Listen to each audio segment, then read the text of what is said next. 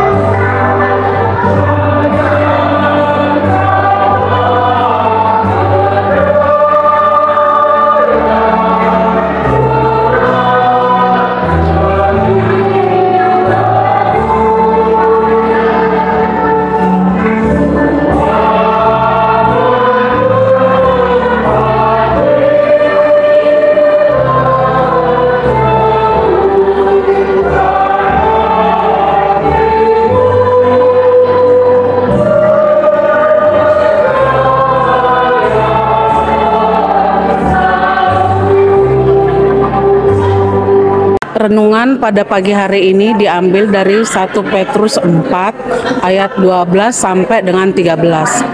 Saudara-saudara yang terkasih, janganlah kamu heran akan nyala api siksaan yang datang kepadamu sebagai ujian, seolah-olah ada sesuatu yang luar biasa terjadi atas kamu.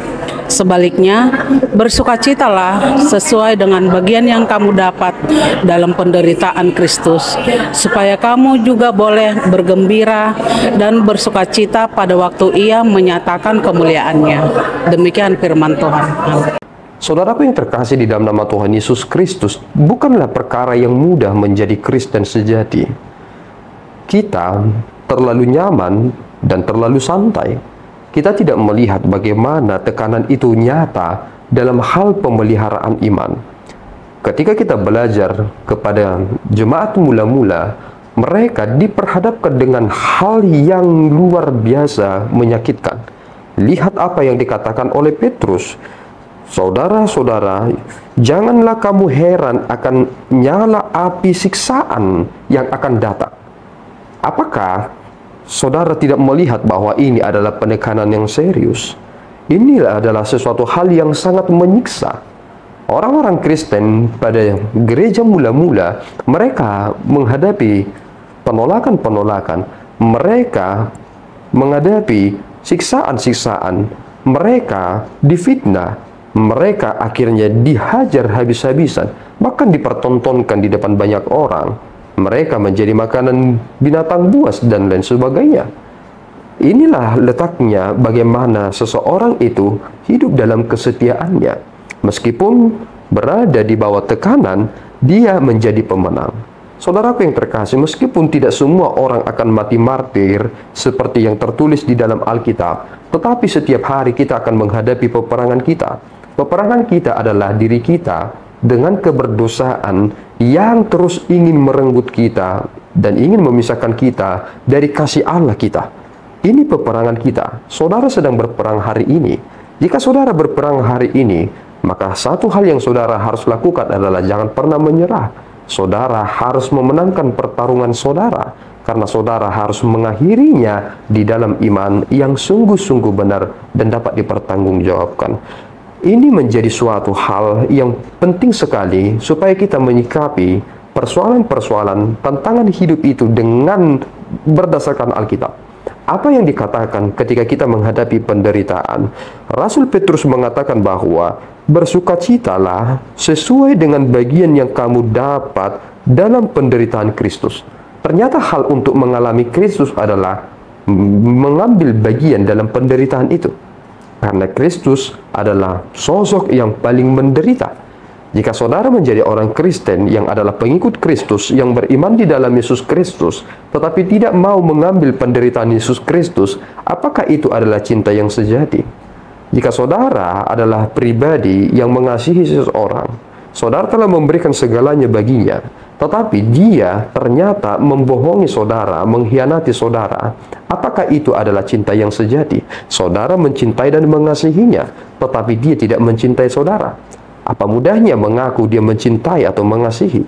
Yang nyata adalah ketika ia mau berkorban, ikut menderita dengan saudara. Saudara harus ikut menderita seperti Kristus, dan itu adalah bukti komitmen bahwa aku hidup bersama dengan Kristus. Jika saudara menghadapi penderitaan yang besar, karena saudara harus mempertanggungjawabkan iman saudara, di sanalah sebenarnya saudara harus bersukacita dan bersyukur. Kenapa demikian? Karena saudara sudah ambil bagian dalam hal penderitaan Kristus.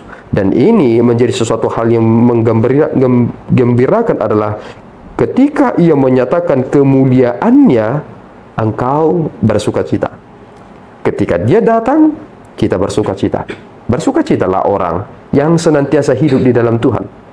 Karena barang siapa yang sudah hidup di dalam iman percayanya dan tetap setia, ia akan menyambut dia dengan penuh sukacita. Tuhan Yesus memberkati kita berdua. Ya Tuhan, kami bersyukur atas berkat-Mu. Terima kasih Bapa atas anugerah yang boleh kami terima dalam kesempatan yang baik ini. Engkau menolong kami untuk mengerti dan memahami bahwa penderitaan yang kami harus hadapi karena mempertanggungjawabkan iman kami adalah hal yang sangat membahagiakan seharusnya. Karena kami turut ambil bagian dalam penderitaan Kristus.